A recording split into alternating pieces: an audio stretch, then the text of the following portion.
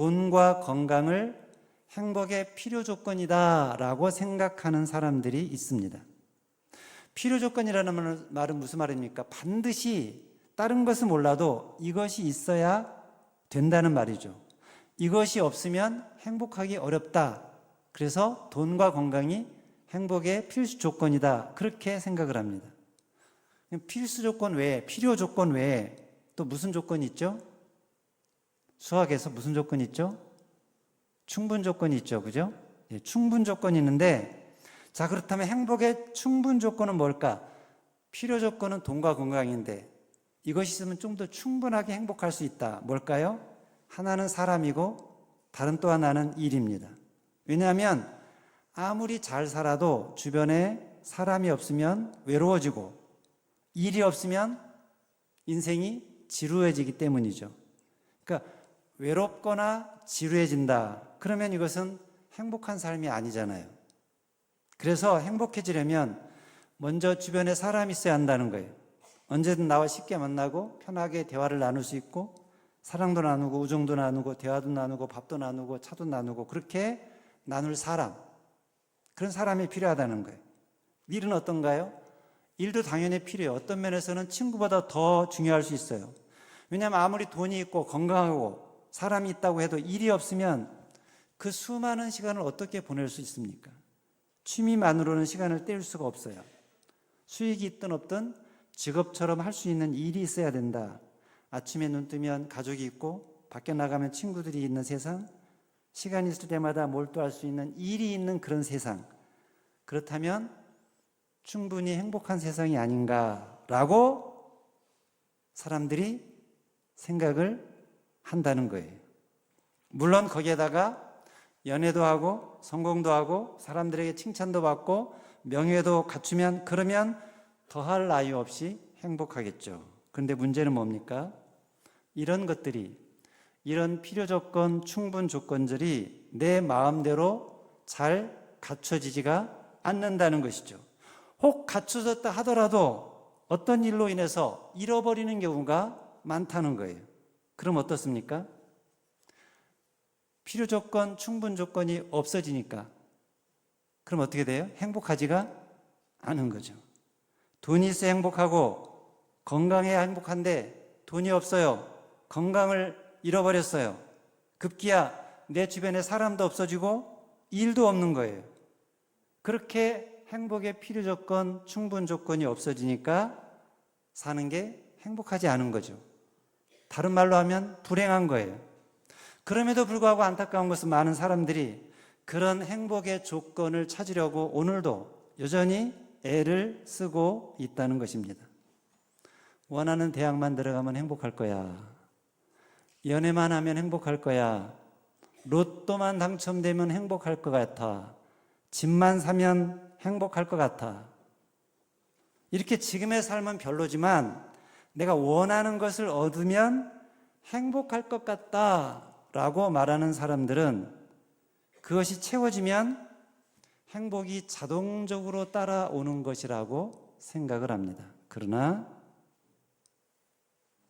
행복의 조건이 충족되었을 때 얻어지는 행복은 진정한 행복이 아닙니다. 물론 조건이 갖춰졌을 때, 원하는 것을 얻었을 때 당연히 행복감을 느끼겠죠. 그러나 조건이 충족되지 않으면 어떤가요? 그럴 때는 행복하지 않다는 거예요. 행복하지 않다는 것은 뭘 의미합니까? 불행하다는 것이죠. 예를 들어서요, 어떤 사람이 나에게 100억만 있으면 정말 행복할 것 같다. 100억만 있으면 행복할 것 같다. 이것이 행복의 조건이에요. 그러면 어떻습니까? 이 사람은 결국은 행복하지를 못하고 두려움에 빠지게 돼 있어요. 왜냐하면 두 가지 두려움인데요. 100억을 못 볼까 봐, 100억을 못 얻을까 봐 불안하죠. 그리고 만약에 100억을 얻었다고 합시다. 100억을 벌었어요. 그러면 어떤 두려움이 있습니까? 그것을 혹시 잃을까 봐 하는 두려움이 있어요. 다른 예를 들면 만약에 내가 몸이 안 좋은데 병이 들었는데 이 병만 고쳐지면, 내가 하는 사업이 잘 되기만 하면, 내 자녀가 속을 썩이지 않는다면, 멋진 해외여행 한번 갔다 온다면 등등의 조건들도 다 마찬가지예요. 그게 행복의 조건이 되면 그런 행복의 조건이 갖춰지지 않을까봐, 또 됐다가 없어질까봐 불안과 두려움이 생긴다는 거예요. 그러니 내가 원하는 어떤 조건이 이루어졌다고 자연히 행복해지는 것은 아니라는 거예요. 그런 행복은 진정한 행복이 아니라는 것입니다. 그것은 오히려 그런 것이 갖춰지지 않으면 불행하게 되기 때문에 잠재적인 불행을 예비하고 있다고 할 수 있어요. 그러므로 진정으로 행복해지려면 어떻게 해야 하나? 따라서 해봅시다. 조건이 없어야 한다. 뭐가 없어야 된다고요? 조건이 없어야 돼요. 조건이 없는 행복, 무조건적인 행복, 그게 진짜 행복이라는 거예요. 어떤 조건이 갖춰지지 않아도 행복해야 그게 진짜 행복이라는 것입니다. 그래서 행복한 육하 원칙이라는 것이 있어요. 여러분, 육하 원칙이 뭐죠? 육하 원칙. 누가, 언제, 어디서, 무엇을, 어떻게, 왜, 그거죠? 이거를 행복과 연결시키는 거예요. 언제 행복한가? 언제 행복해요? 선물을 받았을 때? 진급을 했을 때? 원하는 대학에 들어갔을 때? 그렇지 않을 때는 행복하지 않으면 행복이 아니라고 그랬죠. 언제 행복하다고요? 진짜 행복은 언제나 행복합니다. 언제나 좋습니다. 과거도 좋고 현재도 좋고 미래도 좋습니다. 이런 과거는 부끄럽고 이런 것은 화나고 이런 거는 두렵다 하는 생각을 뛰어넘어서 그런 것들도 다 좋은 경험이었어요. 그런 경험이 있었기 때문에 오늘의 내가 있고, 그런 경험이 있었기 때문에 지금의 나가 있습니다. 오늘에 일어나는 일들도 다 좋아요. 그래서 오늘을 감사로 품고 사는 거예요. 물론 내일 일어날 일도 다 좋을 것이기에 두려워하거나 불안하거나 염려할 필요가 없습니다. 오늘은 오늘 하루도 좋아요. 내일도 그럴 거예요. 그래서 오늘 하루를 행복하게 살 뿐입니다. 그래서 언제나 좋습니다. 아멘입니까? 어디가 좋습니까? 그 어디나 좋습니다. 이런 마음을 담은 찬송가가 있잖아요. 찬송가 438장 내 영혼이 은총이보. 찬송 가사에 보면 어떤 가사가 나오죠? 높은 산이 거친 들이 초막이나 궁궐이나 내 주 예수 모신 곳이 그 어디나 하늘나라. 주님과 함께하고 주님의 관점으로 바라보니 어디든 좋지 않은 곳이 없습니다. 초가집이 좋아요? 기와집이 좋아요? 초가집은 초가집대로 좋고 기와집은 기와집대로 좋습니다. 궁궐은 궁궐이라 좋습니다. 어디나 좋습니다. 누가 좋습니까? 이제는 나와야 될 텐데 누가 좋습니까? 누구나 좋습니다. 나도 좋고 너도 좋고 나의 장점도 좋고 나의 단점도 좋습니다. 나를 사랑하는 눈으로 너를 보니까 너의 장점도 좋고 너의 단점도 좋아. 내 모든 것이 사랑스러우니 너의 모든 것도 사랑스러워. 나를 사랑하는 사람만 아니라 나를 미워하는 사람도 좋습니다. 왜냐하면 그 사람에게는 그럴 만한 다 이유가 있겠죠. 지렁이같이 하찮은 미물도 다 존재할 만한 충분한 이유가 있겠죠. 우리가 그 이유를 몰라서 그렇지. 무엇이 좋습니까? 무엇이나 좋습니다. 대답이 안 나오시네요. 다시 한번 무엇이 좋습니까? 건강이 좋습니까? 병이 좋습니까? 건강도 좋고 병도 좋습니다. 병이 좋습니까? 안 좋습니까? 병이 없으면, 병 들어보지 않으면 건강이 얼마나 소중한지를 알 수가 없습니다.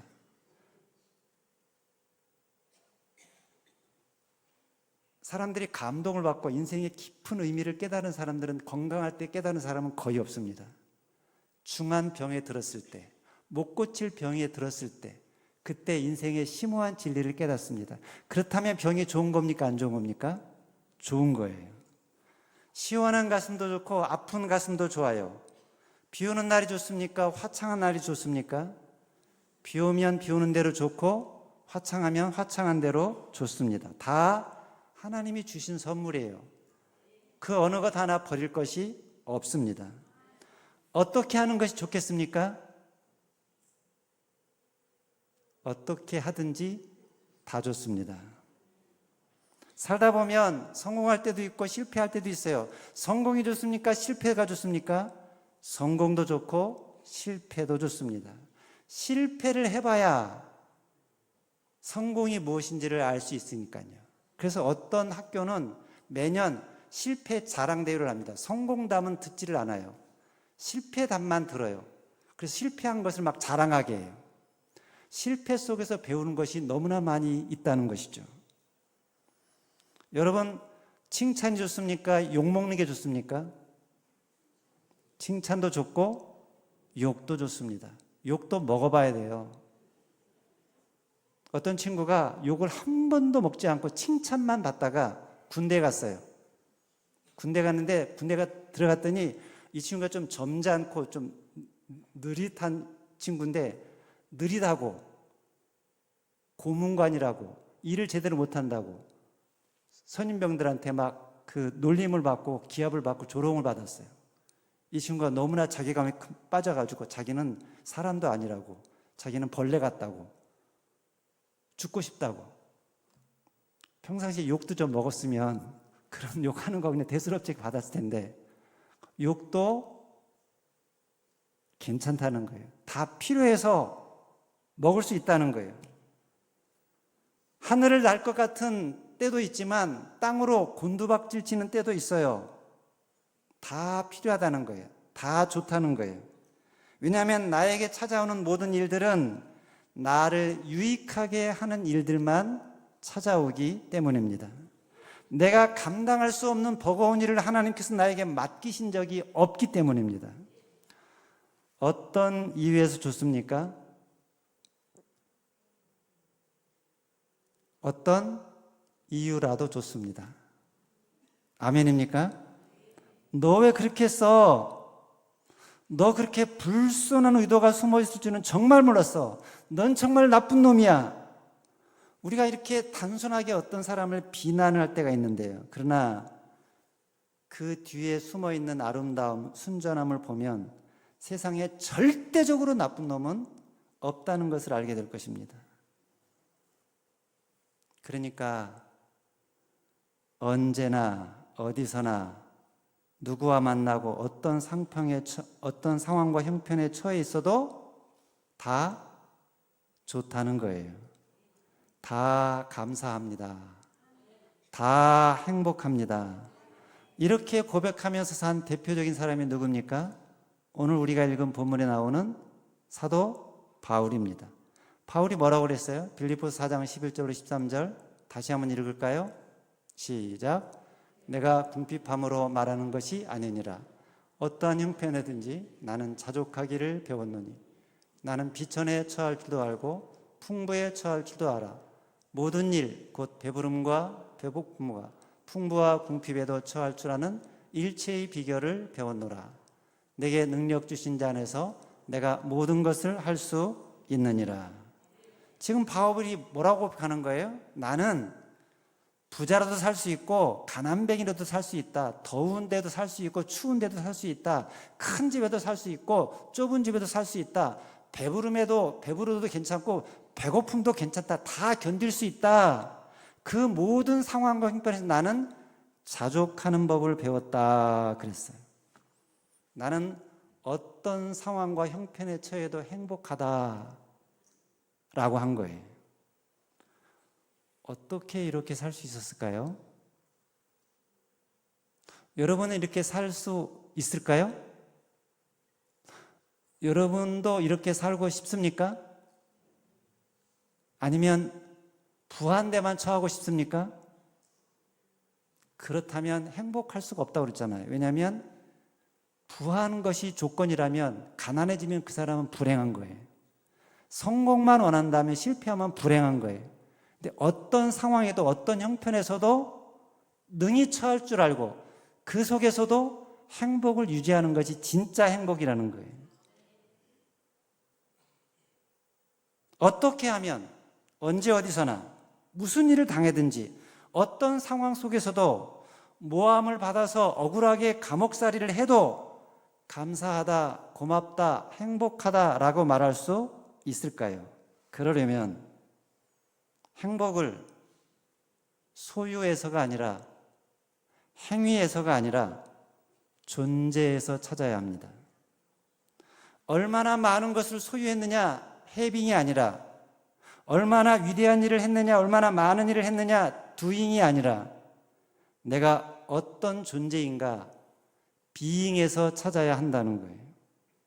넓게 보면 행복은 이 세 가지가 합쳐진 것이라고 할 수 있어요. 그러니까 비잉, 존재론적인 행복과 두잉, 행위적인 행복, 해빙, 소유적 행복, 이것이 다 합쳐진 것이라고 할 수 있는데, 그런데 이 가운데서 우리가 무엇보다 근본적으로 추구해야 할 행복은 어떤 행복이냐? 존재론적인 행복입니다. 왜냐하면 그 이유는 존재론적인 행복의 크기가 나머지 두 가지 행위론적인 행복과 소유적인 행복을 합한 것보다 더 훨씬 크고 능가하기 때문이에요. 자, 그렇다면 존재론적인 행복은 뭘까요? 존재론적인 행복. 스스로의 존재, 그 자체로 행복을 느끼는 행복을 말합니다. 존재론적인 행복은 나는 어떤 환경이나 조건에서도 가치를 지니고 있다라는 믿음을 토대로 합니다. 상황이나 조건에 따라 달라지는 행복이라면 그것은 행복이라기보다는 쾌락이라고 할 수 있을 거예요. 모든 행복에는 쾌락에서 오는 행복도 있기는 하지만 그보다 더 근원적인 것, 근본적인 것은 스스로의 존재로 만족할 때 거기서 느끼는 행복이라는 것입니다. 존재에서 느끼는 행복이 존재로적인 행복감이 작으면 어떨까요? 그러면 그런 사람은 자기가 뭔가 부족하다라는 느낌을 가지고 살아가기 때문에 그 부족한 자리를 다른 것으로 채우려는 경향이 있습니다. 자신의 존재가 어딘지 모르게 부족하고 결함이 있다라고 생각하는 사람은 그 부족한 부분을 채우기 위해서, 메꾸기 위해서 어떻게 하나? 남들이 보기에 좋다, 멋있다, 훌륭하다라고 생각하는 어떤 행위를 하죠. 그게 뭡니까? 공부를 열심히 하고 일을 잘하려고 하고 아주 고급 기술을 연마하기도 합니다. 그런 행위를 통해서 야, 멋있다, 훌륭하다 이런 소리를 사람들로부터 들으려고 하는 거죠. 이런 사람은 다른 사람을 대하거나 평가할 때도 똑같이 평가해요. 그 사람의 행동으로, 그 사람의 행위로, 그 사람의 경력으로 평가합니다. 그의 지위와 역할이 무엇인가? 그가 얼마나 많은 분야에서 높은 자리에서 활동을 하는가? 그의 이름 뒤에 어떤 경력이 따르는가? 어떤 학위가 따르는가? 얼마나 높은 지위와 학벌과 재산을 소유하고 있는가?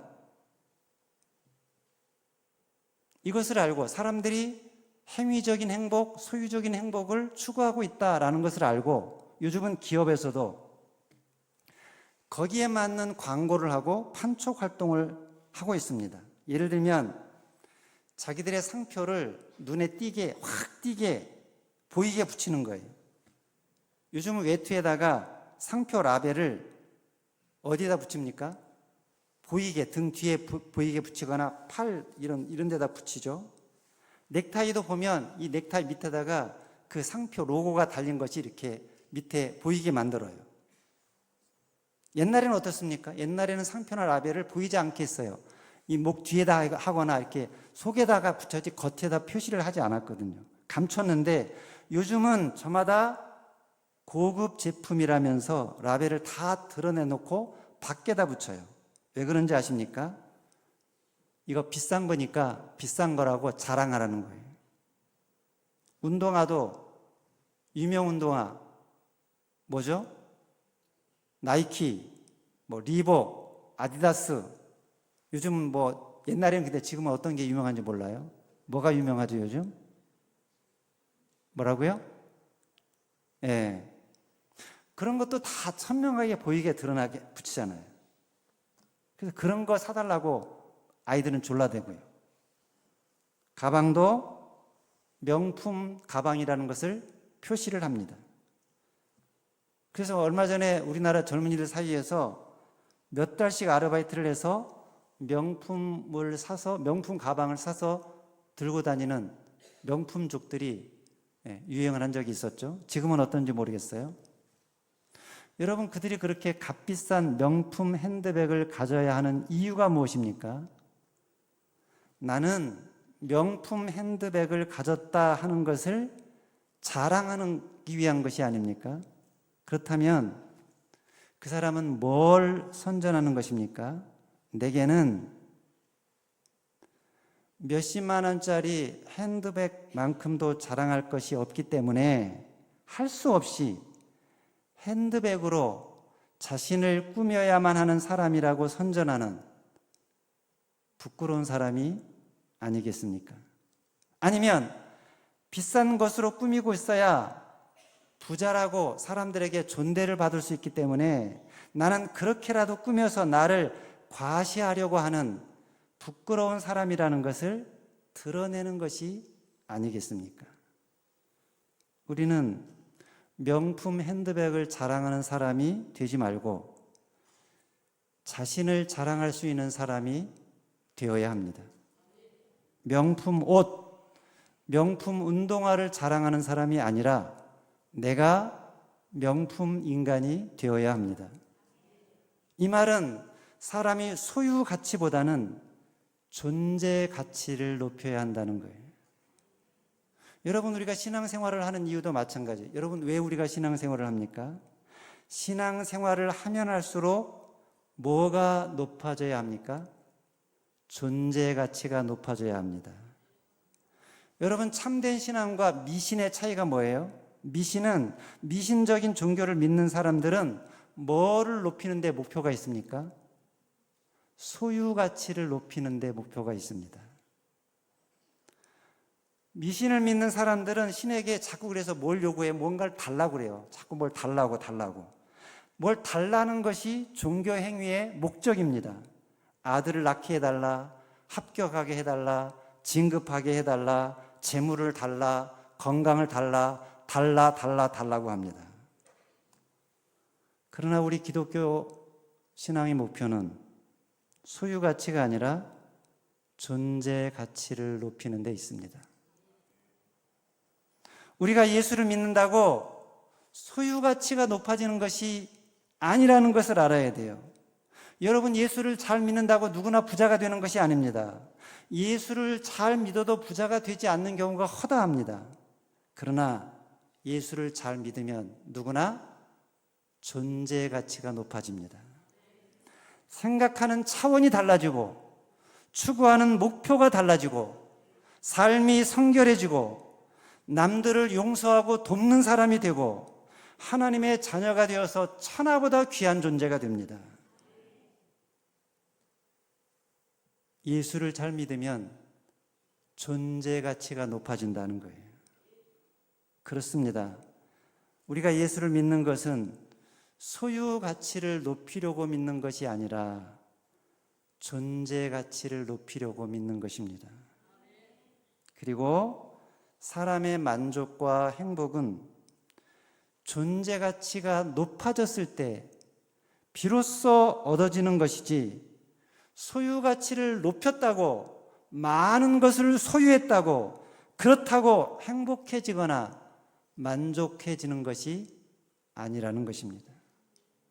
그러므로 우리 믿는 자들의 관심은 얼마나 많이 갖느냐가 아니라 어떤 사람이 되느냐, 어떻게 살아야 하느냐, 여기에 있어야 합니다. 세상에는요, 소유는 많은데, 가진 것은 많은데 가치 없게 사는 사람들이 너무나 많이 있습니다. 그런 사람들은 소유 가치는 높은데 존재 가치는 턱없이 낮은 사람이라고 할 수 있을 것입니다. 반대로 가진 것은 비록 없는데 소유 가치는 적은데 깊은 생각을 하고 훌륭하게 사는 사람들이 있습니다. 그런 사람은 소유 가치는 낮으나 존재 가치가 높은 사람입니다. 여러분은 어느 쪽을 택하겠습니까? 조금 가난해도, 좀 불편하게 살더라도 올바르게 살고 가치 있게 사는 삶, 그런 존재 가치가 높은 삶을 추구해야 하지 않겠습니까? 돈이 많으면서도 돈에 매여 살지 않고 어떻게 하면 바르게 살까를 고민하는 존재형 인간이 되어야 하지 않겠습니까? 여러분, 우리가 믿는 신앙은, 우리 기독교는 부자가 되는 것을 신앙의 목표로 삼지 않지만, 그렇다고 가난하게 되는 것을 신앙의 목표로도 삼지 않습니다. 돈은 있으나 없으나, 부자이거나 가난하거나 바르게 살려고, 의롭게 살려고 애쓰는 하나님이 원하시는 사람이 되는 것, 그게 우리의 목표가 되어야 합니다. 그러려면, 그렇게 존재 가치가 높은 삶을 살려면 우리의 가치관을 바르게 정립해야 한다는 거예요. 소유형 인간이 되지 말고 존재형 인간이 되라는 것입니다. 따라서 해볼까요? 소유형 인간이 되지 말고 존재형 인간이 되자. 나만 아니라 다른 사람도, 다른 사람을 평가하고 판단할 때도 그가 얼마나 많은 것을 소유했느냐, 얼마나 높은 지위에 있느냐, 얼마나 높은 명예를 가졌느냐, 직급이 높으냐 낮으냐, 그런 것으로 소유나 행위로 평가하고 판단하지 말라는 거예요. 당장 눈에 보여지는 것들로 얼마나 많은 것을 이루고 가졌느냐, 뭔가를 많이 갖거나 이루면 그 사람 참 복받은 사람이라고 생각하고, 그에게 그런 복이 임한 것은 그가 신앙생활을 잘해서 그렇게 된 것이라고 생각하는 사람들이 있는데, 심지어 어떤 교회는 목사님이 강단에서 이것을 강조하는 교회도 있는데, 그래서 이런 해빙, 많은 것을 소유하는 차원의 복을 받기 위해서 열심히 일하자고, 열심히 도잉을 하자고 하기도 하는데, 그러나 그것은 참된 복이 아니라는 거예요. 그렇게 하는 것은 오히려 존재감이 약해서, 존재론적인 행복이 약해서 그렇다는 거예요. 그렇다면 존재론적인 행복이 큰 사람은, 존재론적인 만족감이 큰 사람은 어떻게 살까요? 해빙이나 두잉에 연연해하지 않습니다. 자기 존재에 대해서 이미 만족하기 때문에, 자신을 충분히 사랑하고 존중하기 때문에, 존재론적인 행복이 큰 사람은 소유나 행위에 상관없이 자신에 대한 존중과 사랑이 가득해서, 그것이 넘쳐서 밖으로 나와서 다른 사람도 사랑하고 존중하는 삶을 살아가게 됩니다. 하나님께 기도할 때도 뭔가를 자꾸만 달라고, 이뤄달라고 호소하기보다는, 물론 그런 것도 필요하지만 존재론적인 행복이 큰 사람은 하나님과의 만남 자체를 즐거워합니다. 하나님의 얼굴을 보고 하나님의 임재 안에 거하고 하나님의 사랑 안에 거하는 것을 좋아합니다. 그럼 어떻습니까? 마음이 고요해지고 평온해집니다. 하나님의 은혜와 사랑으로 내 영혼이 충만해집니다. 그러면 더 이상 바랄 게 없는 거죠. 주 예수와 동행하니 그 어디나 하늘나라가 됩니다. 저는 저와 여러분들의 삶이 그렇게 될 수 있기를 바랍니다. 그러기 위해서 여러분 얼마든지 좋은 행위를 하되 그 행위에서 행복을 찾지 마시기 바랍니다. 필요한 것들을 소유하되 소유해서 행복을 찾지 마시기 바랍니다. 어디에서 찾으라고요? 존재에서. 하나님 안에서 내가 어떤 존재인가? 나는 이 세상에 살지만 이 세상에 속한 자가 아니라 하늘에 속한 자다. 나는 영광스러운 하나님의 자녀다. 영원히 하나님과 연결되어 있는 존재다. 하나님의 모든 부유와 영광을 누리며 살 자다. 그러므로 나는 부족함이 없다. 이 세상에서 혹시 내가 병이 들어서 죽는다 하더라도 주님이 부활하시고 영생하신 것처럼 나도 다시 살고 영원히 주와 함께 왕노릇하며 살게 될 것이다. 그게 바로 나다. 그런 나의 분명한 정체성을 가지고 이 세상에서 내가 이룬 것이 있든 없든, 가진 것이 많든 적든, 내 삶에 내 몸의 정황이 어떠하든 언제 어디서나 자유하며 자족하며 감사하며 기쁘게 즐겁게 행복하게 사는 사람들, 그런 저와 여러분들이 되시기를 주님의 이름으로 축원합니다. 언제 행복하다고요? 언제나. 어디서 행복하다고요? 어디서나. 누가 좋다고요? 누구나. 그 무엇도 나의 행복을 빼앗을 수 없습니다. 우리가 그런 존재입니다.